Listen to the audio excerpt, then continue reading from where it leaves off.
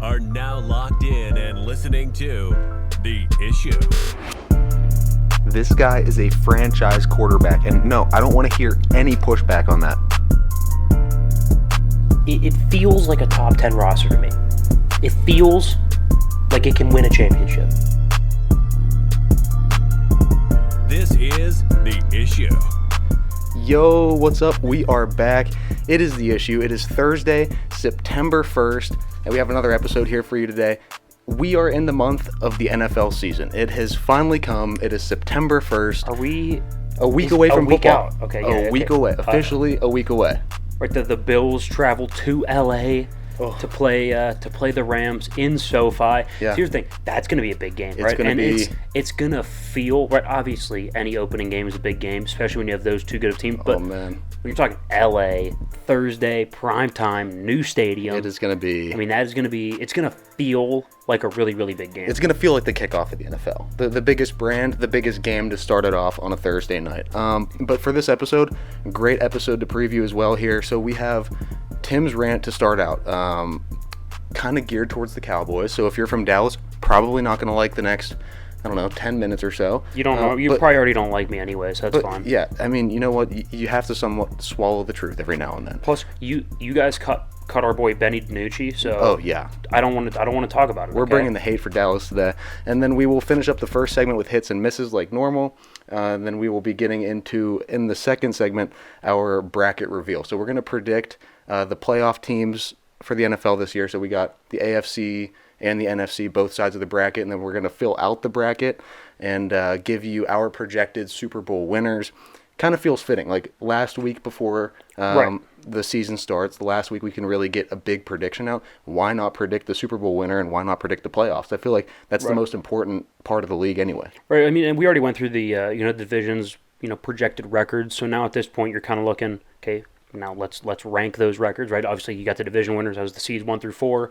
Who's our wild card teams, and let's see, who's that wild card team you don't want to face, right? We gotta look at some upsets. So it'll be interesting to say the least. But you wanted to start off with a rant toward Dallas, so I mean it's time to make some people mad. All right, so it's post preseason, and so I kind of wait until after preseason to kind of get a cumulative. There's a little school term for you guys that are still in school or just finished, whatever. Worst kind of final, by the way. Terrible. But anyway, right, get a cumulative grade of these teams, right, from the day the Super Bowl ended, the entire offseason, through preseason, up until right now, where it's, hey, we got 5 practices left, gear up, let's go. I like doing this in everything, right? Trades, things in the market, right? Life, right? Anything, business, sports, whatever, right? It's something I enjoy looking at. Who's going to win? Who's going to lose this trade? Who's this good for? Who is this going to be a detriment to? And I'm looking at some preseason winners and losers, right? Winners are fairly easy to spot, right? Like Pittsburgh, for example. Kenny Pickett, you drafted him 20th or 21st overall, whatever. Yeah. Looks pretty good, right? It looks at this point, you don't feel that there might be a whiff, right? You're sitting there, you're thinking, okay, so far so good, right? Mm-hmm. And even if you want to start Mitch, he looks completely serviceable. Hell, even Mason Rudolph looked good, but we know he's not going to be a starter. But your quarterbacks at least look stable, right? They didn't whiff on Pickett. Mitch will definitely be a C+. He'll win you some games. George Pickens looks really good. Najee got healthy. If it's possible, I think T.J. Watt is even better than he was. Now, outside of the O-line, everything else has been looking solid, right? So they're probably a winner. Or you look at the Eagles, right? We'll talk about them in hits and misses. They're probably a winner, right? They went out and got C.J. Gardner-Johnson. They've bolstered their defense. They got A.J. Brown. They're probably winners, right? But what I'm more fascinated in is the losers, right? And you can argue the Bucs, they've been killed with injuries. Brady's been in and out. Maybe even the Packers, right? They have minimal talent on the outside except for a couple rookies. Jordan Love pretty much looks like a bust. But for me, one loser stands out.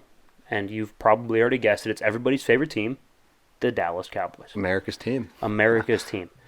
Since the day the Super Bowl ended till right now, there's an argument that no team has gotten worse than the Cowboys. They've now lost both their starting tackles, one of them to Cincinnati, La'el Collins, and one of them to injury for almost the entire year, Tyron Smith. They've now lost 2 of their top 3 passing targets, Amari Cooper and Cedric Wilson. They've lost their second best pass rusher in Randy Gregory, and they missed out on Von Miller, who said he wanted to go to Dallas, but the number wasn't right. Okay, so you pay a running back, won't pay an edge rusher. Oh, no, I got it. No, it's all adding up. That's cool. They have an owner who, whenever the offensive line was really, really good and the running back, Zeke, was really, really good, a couple years back when Dak was a little bit younger, nah, screw that. We're going to have our team run through Dak. Okay, yeah. And now that the O-line stinks and the back is aging, nah, let's run. We're going to run right through the aging back. That's how our offense is going to run. Okay. Oh, by the way, they have a coach who's probably on par with like a Trent Dilfer, who, by the way, is a high school coach. And for me right now, if I had to pick, I'd probably pick Dilfer over McCarthy as a better football coach.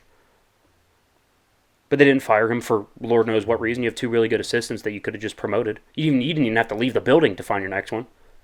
Nah, let's just keep McCarthy. He'll be fine.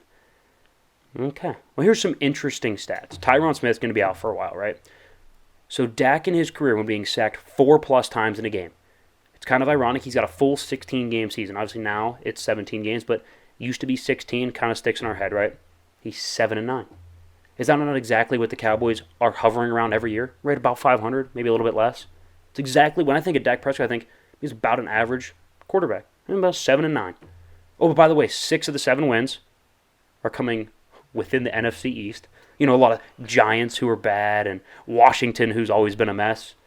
I mean, they've been a mess since what? John Riggins, I believe, was the running back in like the 70s. Bad since he retired. And, of course, the Eagles, who have probably been the best team in that division over the last 10 years, right? But they've still had their ups and downs, especially defensively. And of the 9 losses, 7 of them come out of division against a winning team. Translation, when he plays good teams, while he has minimal support, he melts down. In the games that I'm referencing, when he is sacked 4+ times, he has a pass rating of 87, as opposed to a career pass rating of a 99. Oh, and by the way, he doesn't have a safety valve anymore, right? Amari Cooper's gone. But, CeeDee Lamb will be fine. He's a great number 1. Yeah, okay, yeah, for sure. Yeah, he'll be fine without Amari. Well, that'd be wrong, too. He's almost 300 yards per game. You can see him right here. I'll put him right up on the screen, right? About 300 yards per game with Amari. About 220 without him. He's 2 touchdowns a game with Amari Cooper. About 1.3 without him. His completion percentage goes from a 68 all the way down to a 65. And by the way, his pass rating with Amari Cooper is 103, and without him, it's a 93. A pretty strong hunch. That's your biggest loser right there. And if we're going on a player by player basis, I'm pretty sure Dak Prescott is the biggest loser of this preseason. And I'm not going to lie, I don't think any of it's his fault. Right? If there's anybody on this team that I'm willing to pay the money to, it's Dak. Right? And I've said this before. I worry about paying good people great money. Right? I worry about paying Dak. I think he's a good quarterback, but he's not great. And he's making great money. But if I had to overpay at a position, it'd be quarterback. But they pay like a guard and a running back. And for a while, they paid a linebacker until they cut bait with him last year. Right? So because of all that, you can't afford to keep Randy Gregory. You can't afford to keep maybe a corner that you let back a couple years ago, right? You can't afford to keep Amari Cooper.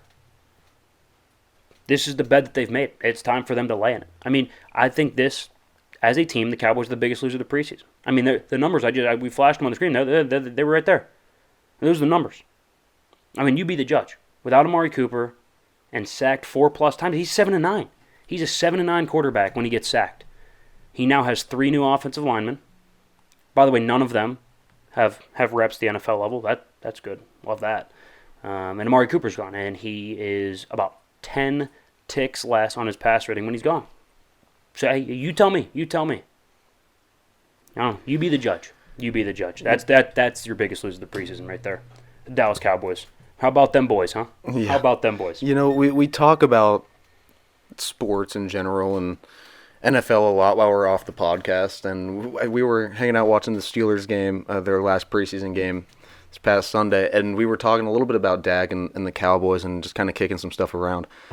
We kind of came to the agreement that Dak and Kirk Cousins are very similar quarterbacks. It's very serviceable. They'll get you some wins. They'll get the job done. Yeah. But they're not going to really go out and make a splash in the playoffs. They're not going to push for a Super Bowl and win. They're not going to take a game where it's one of those 50-50 games, maybe on the road, late season against a really tough opponent. 9 times out of 10, Dak and Kirk Cousins are not the type of quarterbacks that are going to be coming out of those type of games as the winner. I couldn't agree more. I mean, you take Justin Jefferson, Stephon Diggs, and Adam Thielen out of Kirk Cousins' career. Yeah. What is he? He's probably about a 90 pass rating guy. Instead, he's closer to 100. Probably about a Baker Mayfield kind of guy without them. Yeah, probably serviceable. But look, now Baker's down on the Panthers, who's a really bad roster. So, I mean, It'll be interesting. you be the judge. Let's transition. We're going to get into hits and misses here to close out the first segment. All right, let's get into it. Here we go. Hit number 1. We said as a show, right? We did this in our predictions. It's reflected in that the Eagles might be one of the most improved teams in football, and they made the playoffs last year, right? I think another year under Nick Sirianni's belt, as well as Jalen Hurts's, is going to help them out. Well, they just went out and added a really, really good defensive piece. Safety C.J. Gardner-Johnson, or maybe he's a DB. Doesn't matter. Whatever. They're going to be really, really good in the secondary is my point. They had Bradbury, Darius Slay. They had Gardner-Johnson, who's been one of the top DBs, top 10 probably. That's a really good secondary now, and I think they're going to continue to show that they're a really good football team. Obviously, adding A.J. Brown. Yep. Their line is still really solid. So, And bolstering a secondary, especially in today's NFL. The secondary is becoming increasingly important every single season because we're moving into such a pass-heavy league, and explosive offenses are starting to dominate the league. So you really need those lockdown guys back there to keep pace with some of these receivers and quarterback duos because there are a lot of them, and especially in the AFC. And that's who they're going to have to ultimately beat to win a Super Bowl. So yeah, no, I agree. All right, miss number 1. So this was I think a miss last episode too, but it just keeps getting worse. Right, and I said the Steelers should probably go get Alex Leatherwood in the from Alabama in the 2022 draft. Well, they ended up getting Najee, which ended up being a really good decision. And it just keeps getting worse for me because Alex Leatherwood has now been cut by the Raiders. Yeah. Whose offensive line's terrible, right?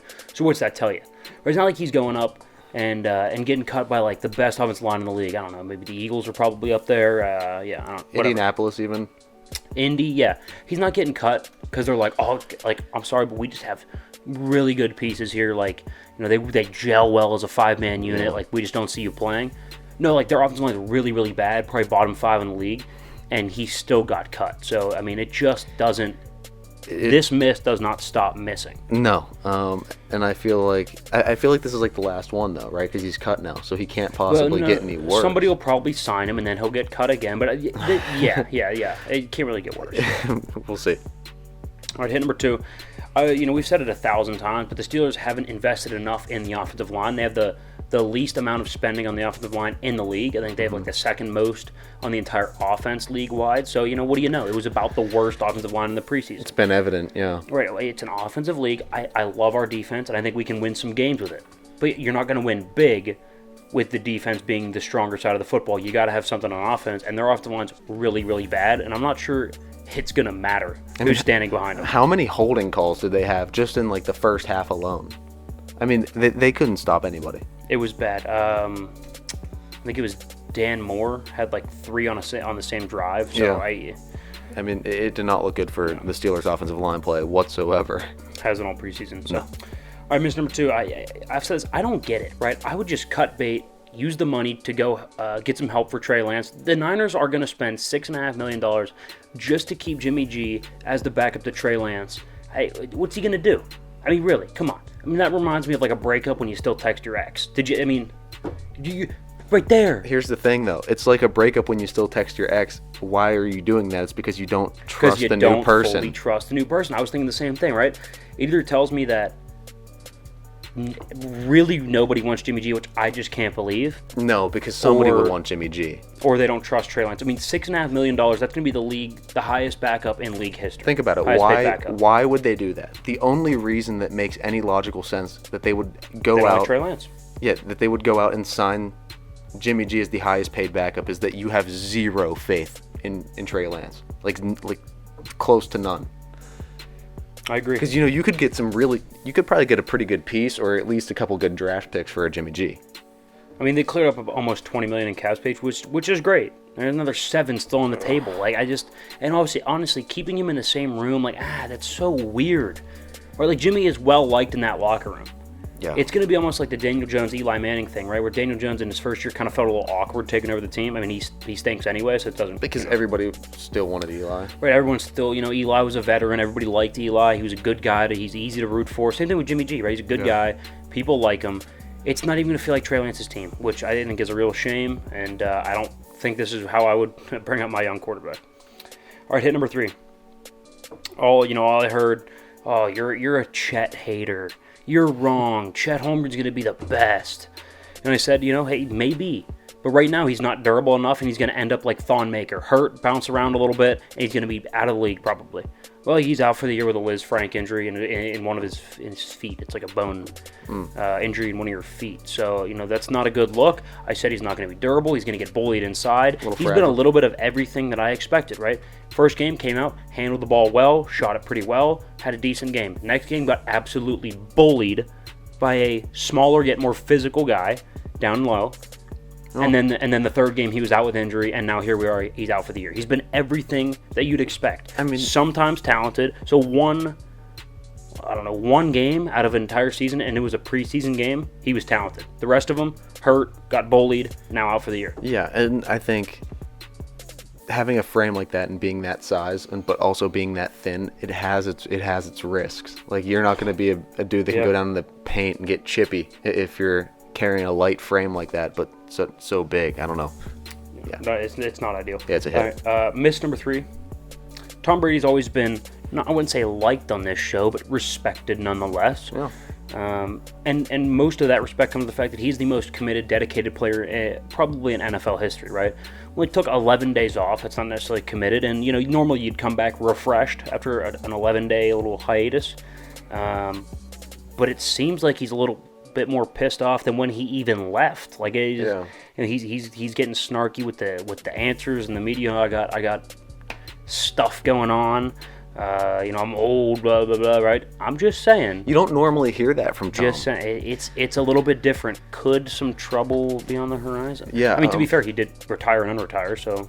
I mean, it's, I think, obvious that he's not as committed as he was in the past, right? Where he would, what was it, the avocado ice cream or something? Yeah, avocado ice cream. I mean, he wouldn't have a beer during the season, he was super, super committed and dedicated. I don't know if he's still there. I don't think he's quite that level right now. Yeah, I don't know. I mean, when you have 7 rings and you've dominated the league for 22 years. Pretty easy to get complacent. Yeah, I'm not saying I blame him. It's human nature. Yeah, but I mean, either way, I think he'll still be good. Let's not forget he's the probably smartest quarterback. Not probably. He is the smartest quarterback in the NFL. Most experience and obviously the greatest of all time. So I'm sure he'll be able to pull it together a little bit, but he might just not be at that same level that we're used to seeing Tom perform. I think it's probably safe that it's not a playoff.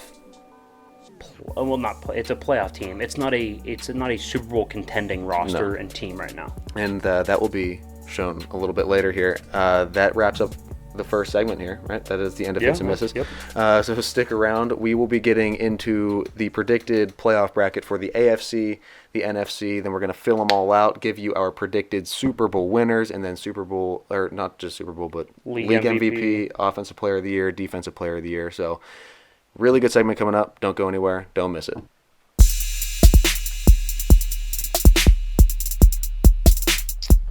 All right, let's get into the second segment here. We have the playoff brackets. So we're about the NFC, the AFC. We'll probably we'll start with the superlatives because those are regular season awards. This is playoffs, so it would only make chronological sense that we would start with them. Then we'll do MVP, we'll do Offensive Player of the Year, we'll do Defensive Player of the Year.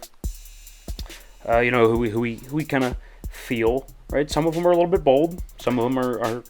Yeah, I mean, I guess not as bold. We have some first-time winners in here, all first-time winners if they all hit. Yeah. So definitely some bold ones, but things that we can see happening this year, things that aren't that far out of the realm of possibility. Kind of some big predictions that we have as a show, and we tend to hit on most of our predictions that we have as a show. Just gonna slide that in there. I have a hard time finding the misses than I do the hits when we're prepping for the hits and misses. Yeah, and that's a good thing. That is a good thing. It is a good thing. But really excited for this segment. So we're going to be giving the first superlative. So if we just want to start with that. I mean, where else would you start rather than MVP? I think it's pretty consensus for a lot of people to say Josh Allen. I can see it happening. We'll say that now. But let's go. Me and you agree. We're going to agree on all these. Came up with a consensus. Justin Herbert. Right, so we both see the Chargers taking a pretty big step up. We have them winning the division. If you haven't seen the Instagram post, the videos about that, go check it out. YouTube, Instagram, whatever. But we have the Chargers winning the AFC West, which is a loaded division. Mm-hmm. I just think Herbert's the truth, man. I think he is the real deal. I think he could end up being the best quarterback within the next, 3 years. You're going to look up. He's going to have an MVP, probably a second or third place finish. He's going to lead his team to probably the Super Bowl by then, within 3 years. He's going to be the best quarterback. I think that's my prediction. I think this is how he starts. Yes.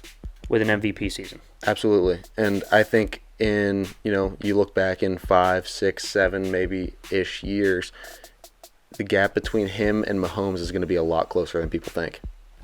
There might not even be one. And if there is, I think Herbert might be on top of it. Yeah. So, just a prediction there, but it's interesting. I like it. All right, so we got Offensive Player of the Year. Going to sound crazy, but we saw a receiver win it last year in Cooper Kupp. So I don't think it's crazy. Let's go Stephon Diggs. All right, so we also have the Bills taking that next step up, right? I think we'll get to it, right? But we have him as the 1 seed, which isn't a shock. Like I said, if you follow this, you've seen the divisional predictions. We have him at 14-3. Yes. Right. I think top to bottom. First of all, you look owner, GM, coach, quarterback. They're A to A plus in all of them. Yep. Right. Offensive line's good.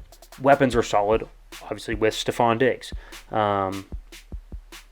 And then the defense is pretty solid, right? So we see him taking that next step, and I think it's mostly on the offensive side going to be due to Josh Allen and Stephon Diggs, right? So offensive player of the years are generally not given to quarterbacks. The MVP is kind of the quarterback award now, and then offensive player of the year is like the best, almost supporting player to the quarterback. Right, and I think it's going to be... Yeah, I think if the best team in the league, right? We have them as the best record in the league, has Josh Allen thrown to Stephon Diggs. Who else would it be, right? The Rams last year, best team in the league, right? Stafford throwing to Cooper Kupp. Yes. They one of the best seasons of all time. I think you could look up and see Stephon Diggs have 12 to 13 touchdowns, probably somewhere in that 17 to 1,800 yards. Be really effective for really the Bills. Really good. Probably 120 catches. I don't know. It's going to be insane. All right, Defensive Player of the Year. Somebody that was getting votes last year. Obviously wasn't on TJ Watt's level yet. Well, let's go to Micah Parsons. A second-year Defensive Player of the Year, so he'll follow up his Defensive Rookie of the Year with a Defensive Player of the Year. And I think if the Cowboys want to have any chance at competing, really, he's going to have to be special. And I think he could probably sense that. I think he's going to elevate his game. I see him having about 18 sacks. We'll throw a pick, some fumble recoveries in there. Yeah. And I think he's going to probably be in the top 5 in tackling. He's going to be special. He's so fun to watch. Yep. So we'll go Micah Parsons for Defensive Player of the Year. Yeah, I like that one a lot. I think he's going to take tremendous strides in the next few years, but I think this is going to be a big one this year. Yeah. And he's, a real wrecking force for the Dallas Cowboys. Yeah. In that regard. That's fair. All right, well, so to go back over, right, we got MVP Herbert, Offensive Player of the Year Stephon Diggs, Defensive Player of the Year Micah Parsons. Okay, let's move on to kind of previewing that first round of games. And kind of going over a little bit why we have the team seated where they are. Obviously, again, if you kept up with the divisional predictions, that'll explain the first 4, but we'll still run back through them, and then obviously our wild card picks as well. So let's get into it. We'll start with the NFC. Okay, so I think it's pretty clear that the Rams are the best team. We'll have them at the 1 seed. Yes. First of all, they won the Super Bowl. They return a lot of guys, and I think the ones they don't return aren't necessarily bad things, right? So now Andrew Whitworth was still a really good tackle last year. He was aging. Who knows? I think he probably would have gotten hurt, banged up, something, right? It was getting to the point where you're like, how is he this old without this many injuries, right? Yeah. Play with fire too many times, you get burnt, right? So, and then you go out and add Bobby Wagner, Allen Robinson. They're really strong. A whole slew of dudes, right? That's got to cement them at 1 in a weaker NFC. Absolutely. Okay. At number 2, then I think you go Eagles, right? So first of all, bad division. Right, their schedule is fairly easy. Yeah. Right, I think Jalen Hurts and Nick Sirianni, both in a second year working together, is going to be huge. You add A.J. Brown. You go out and bolster your secondary with Bradbury and Gardner Johnson. They can run the football. They have an identity. And I don't think Jalen Hurts is bad on play action with some defined reads, which is exactly their forte. I think this team's going to be really good this year. Eagles at the 2 seed, and how we have them predicted in division play, it's hard to disagree with it. Absolutely. Number 3, the Bucks. Again, I don't see them making a huge run here, but at the end of the day, it's Tom Brady, right? And I like any game that I go into with Tom Brady, and hopefully once he gets some healthier weapons, he'll at least have some people to throw to, and if they can find some protection for him. Yeah, you can't bet against the greatest of all time right there. Right. All right, Bucks at 3. Number 4, the Vikings, right? We said they're one of our dark horse picks. I think Kirk Cousins with an offensive coach is going to really excel. It's a quarterback league. If he excels, the team excels. You still have Dalvin Cook, Jefferson, Thielen. Yeah. The defense has improved a little bit. Now, granted, I think schematically they'll take a slight step down because Zimmer's gone, but I don't think it'll matter that much. No. Vikings at 4. The Packers would be 5. We have a 10-7. They are second in that NFC North. At the end of the day, again, it's Aaron Rodgers. So, and we know he's good in the regular season, so at least be able to lead him to a 10-win team. It's weak in the NFC. There's not another 10-win team vying for a wild card spot, so at that point, they'd be at the 5 seed. Yeah. All right, number 6, the Cardinals. At the end of the day, I do think Kyler Murray's a good quarterback, and any time you're in a game with Kyler Murray, you have a chance to win it. They got some good offensive pieces. Once D-Hop comes back, you never know. I worry that they're going to crash late in the year like they have been recently. But at the end of the day, again, weak NFC, I still think they're a top 5 to 6 team. We'll have them at 6. 7, I know I ripped the Cowboys to start the episode, but who else are we putting in here? The NFC is incredibly weak. So, maybe the Niners, but then again, I'm betting on a rookie quarterback. No, I don't love Dak, but I'd rather bet on a known commodity. Absolutely. So to run back through, we got Rams, Eagles, Bucks, Vikings, Packers, Cardinals, Cowboys. You can see it right here. Boom. All right, AFC. 1 seed Bills. I kind of went over them when we were talking about Stephon Diggs. They're going to take a step up this year.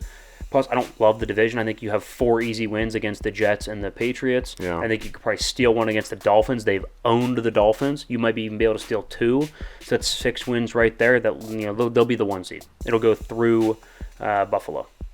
Number 2, the Chargers. Again, we said they'll take a step up partially. No, I'm going to say mostly because of Justin Herbert. Oh, my gosh. I think Brandon Staley is going to find more of his winning identity, right? He was going with the F it, let's just go for it no matter what. Yeah. I think he's going to kind of find a middle ground on that where he's aggressive. He has to, or else he has to doesn't have dial a it job. back a little bit, yeah. Right, because you can't miss the playoffs again with Justin Herbert, and you can't have a disappointing year again with Justin Herbert. And you can't take that many stabs at it and miss that many times in a row. I agree. You got to catch something. You know what I mean? Exactly. You can't sit on the dock all day and not catch anything. So Chargers at 2. All right, number 3, the Ravens. We said that they're probably going to be one of the more improved football teams. I mean, until Lamar got hurt in like week 12, they were the number 1 seed in the AFC. Oh, yeah. Right, so as long as injuries don't absolutely kill this team, all the talent's there. They might have the best DB duo with Marlon Humphrey and Marcus Peters in the league. They get all the healthy pieces back on their O-line and at running back, plus Lamar. I know they lose Hollywood Brown, but they don't throw the ball much anyway, so it doesn't really matter to me. We'll go Ravens at 3. Number 4, the Colts. They win a bad division, and they get in. Not a whole lot to say there.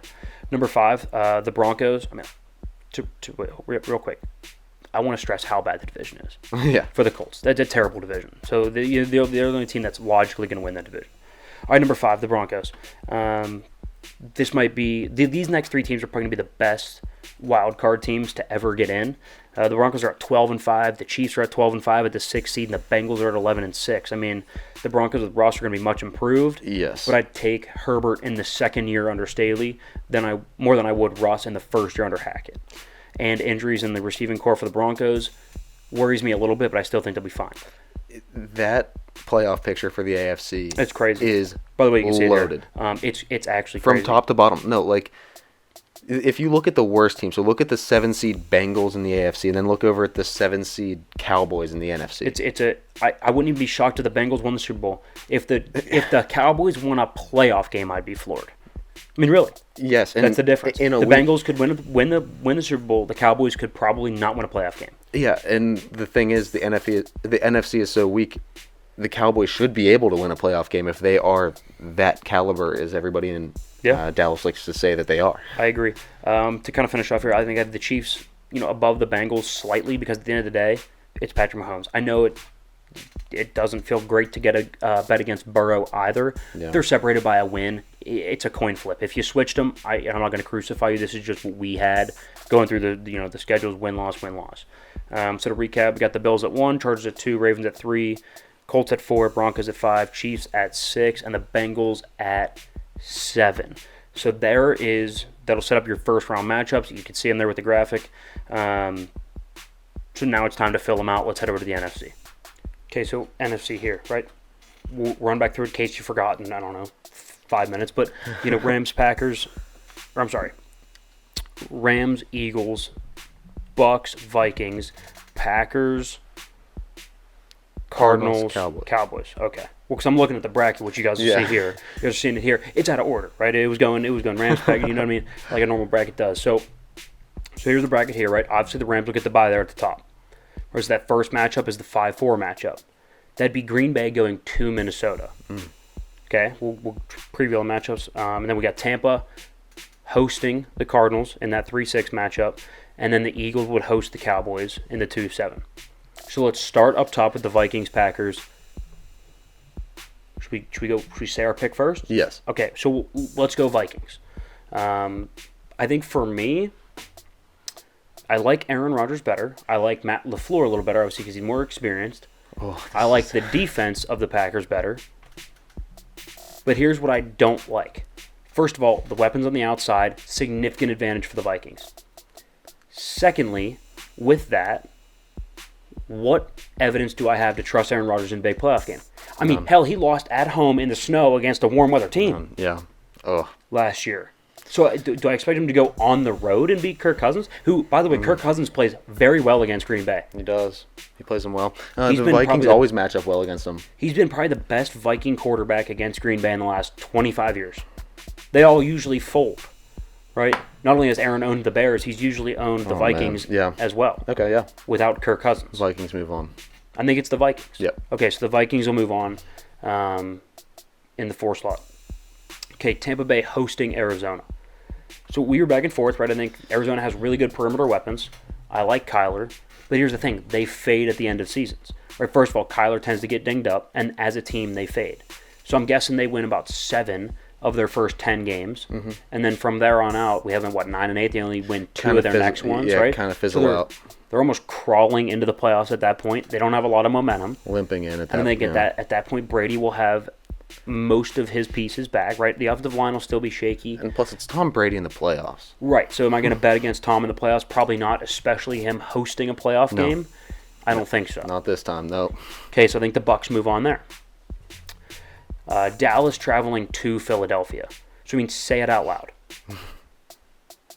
Okay, so now moving on. Philadelphia wins that game, right? Yeah. I mean, I've already outlined why Dallas isn't going to be a good football team this year. And Philadelphia has an argument to be made that they are amazing. Right. Dallas lost 3 linemen, 2 wide receivers, a pass rusher. They still have Mike McCarthy as a head coach. Let's go with the Eagles. Okay, so that brings us to the second round, which you can see here. Okay, we'll have the Rams and the Vikings, the Bucs and the Eagles. For me, this round's pretty easy. I think the Rams are a significantly better football team than the Vikings. So I think the Rams will move on there. Not a whole lot needs to be said at that point. The Rams are a much, much better football team. Yeah, there's no way they slip to the Vikings at that point. Especially at home. With an improved roster, no. Okay, so now the Bucs and the Eagles. Now this is a little bit of a toss-up, so it's going to be in Philly. But here's the thing. Tom plays just fine in cold weather. He's done it his entire career. Yep. And at the end of the day, I think Todd Bowles is at least a more experienced coach than Nick Sirianni, and I do think Brady versus Hurts is a pretty lopsided discussion. And if you have the better coach and the better quarterback in a playoff game, 9 times out of 10 you're going to win. So I think the Bucs go to Philly and quote-unquote upset the Eagles, although it won't feel like an upset because it's Tom Brady and the Bucs. Yeah, a great season though, boys, for the Eagles. Hey, hell of a run. This is the next step, right? They got to the playoffs last year. This next step, win a playoff game, which they will. There you go. Okay, so that sets up, again, you can see it here, the Rams and the Bucs in the NFC Championship game. Rematch of the divisional round last year. And for me at this point, I think it's pretty clear it's the Rams. Look, the Bucs are already dealing with injury issues, so after a 17-game season plus 2 more, so you're looking at a 19-game season. This is game 20. Really tough. We don't even know, granted, when Brady's in the championship game, I think he'd be committed, but at the end of the day, it's still on his mind. Who knows what injuries might pile up. Now, granted, I think they might be a little healthier by then. I would hope so, at least. Yeah. But at the end of the day, I think Stafford and those weapons are better than Brady and his weapons. Absolutely agree. Okay, yeah, so then the Rams would move on to the Super Bowl. You'll see their logo there. Boom. They're moving on. That's the NFC for you. So let's see who they're going to play. So the NFC The Rams are coming out of it, so here is the AFC. So again, to run back through in case you forgot, we got Buffalo at 1, we have the Chargers at 2, the Ravens at 3, the Colts at 4, Broncos at 5, Kansas City at 6, and the Bengals at 7 outlined there. So that'll set up Buffalo with the bye at the top, Denver at 5, Indy at 4. In that matchup at Indianapolis, you'll have the Ravens hosting the Chiefs and the Chargers hosting the Bengals. The Bengals might be the best 7 seed to ever get into the playoffs. It is insane. Ever? It is insane, the talent in this conference. I mean, it's ridiculous. I mean, but so getting to our first preview, there's one team that I think we can say they don't feel really like they belong in this class of teams. Yeah, I'm looking at them. They're right at number 4. Right. I think it's pretty fair to say that Indy doesn't really belong in that tier. Right. I think they're the next tier down. Right. They're right there. Look, they're great, and Matt Ryan's a fine quarterback. Right. But are they the type of guys that are going to compete with Lamar and the Ravens, who are just a tick above them, the Broncos with Russ, and the Bengals, Chiefs Herbie. With the Chiefs with Mahomes, and you got Bengals and Joe Burrow. So I mean, you are competing with people Right. that are way out of your league. So I mean, if they're in say the NFC, they could be a 2 or a 3 seed and actually make some Very noise. big threat Yeah. in the NFC. Not Absolutely. over on this side. No. Couldn't agree more. So in that matchup, I think it's pretty clear we're going to take Denver. The whole let Russ cook. Russ has always been pretty solid in the playoffs, so I have no reason to think he won't continue that. So I think the Broncos win that matchup there. Okay, next we got the Ravens hosting the Chiefs. I've been back and forth. We deliberated. It's going to be, yeah. And I always fall back to, in the playoffs, if I had to throw money on a team, who do I feel good about throwing money on? And if it's Lamar, I am a little bit queasy, especially if they get behind. I know he's won a playoff game. He's starting to get better at playing from behind. In a big spot, I got to go with Patrick Mahomes. Yeah, but this game is so tough to That's think going to about. be, if this ends up working out, that's going to be one of the best matchups to watch. And when they play in the regular season, they're always great games. Yeah. I think Kansas City edges them slightly. Kansas City moves on. Okay, you got the Chargers hosting the Bengals. I think a little bit of a Super Bowl hangover, right? I think, not that they're crawling in, but I think they're going to be 11-6. They're going to win a couple close ones down the stretch to even get to 11-6. I hate to predict injuries, but after a long playoff run and another 17-game season, You're bound statistically to have some. right? Exactly. And so I think just getting to the playoffs right after getting to a Super Bowl, hey, that's fine, right? That's a pretty good step. Especially if the Bengals can get consistent in the playoffs, then that's a step for them. I don't think they have the firepower to compete with LA right now. No. I think from top to bottom, the LA roster is a lot better, and I think the gap between Burrow and Herbert is almost non-existent. So in that case, I'd go with the better roster, Yeah. which I think is the I don't Chargers. know. I just don't see Herbert slipping up much through these playoffs, especially. And do you really think there's not that much of a difference between Burrow and Herbert right now? I think Burrow's probably a more natural leader of I think men. so, but I think but I think Herbert has a way higher ceiling. Herbert's got a higher ceiling. I think he's a better talent. Okay. And I do think he's got a better supporting cast. All right. Yeah. I like. They're both good supporting cast. I think the Chargers have a better supporting cast and a better defense. And Yeah. I think in that game, it's probably going to be more of a shootout. So whoever can get that one more stop is going to win that one. turnover. Right. And I think that's probably LA. Yep. All right. So that sets up Buffalo, Denver, and Kansas City, LA. We'll start with Buffalo, Denver. We both love Buffalo, so I think you got to go Buffalo in that case. Look, Denver is a really solid football team, but they don't have any Josh Allens. They don't have any absolute specimens, freaks of nature. I think defensive head coach and Sean McDermott is going to be able to limit Russ a little bit at least. Again, get that one extra stop that the other team won't get. Yeah. I do worry a little bit, though, with Buffalo, especially if it's probably going to be cold weather. Can they run the football effectively? And we know the Broncos can, so that worries me a little bit, but I still think I'm going to lean Buffalo in this case. I mean, that team is Top to bottom, stacked. they're better. Yes. Stacked up this Yeah, year. I agree. So Buffalo would move on. Okay, you got Kansas City at 6, visiting LA, the 2-seeded Chargers. I think it's pretty clear. Actually, that's a lie. It's not clear at all. But we're going to go with the Chargers. For me, it's clear, but in the grand scheme, I realize that it's not a super obviously moment. Right? Mahomes is still really, really good, but I don't think they're going to have the weapons to, again, stack up with LA. I think I think LA is on a different level, and I think this is the next step for Justin Herbert to take. I think he's right here. He leads them to the AFC Championship game. Yeah, I think this is it. This is the one. This is going to be the game where everybody looks back and goes, that's when Justin Herbert set himself apart. Because we're still projecting him right now. We're still talking about, Justin Herbert's ceiling. I said it a minute ago. Justin Herbert's ceiling. Well, I think we're going to start to see flashes of where that actually is this year and see how far he can lead this team.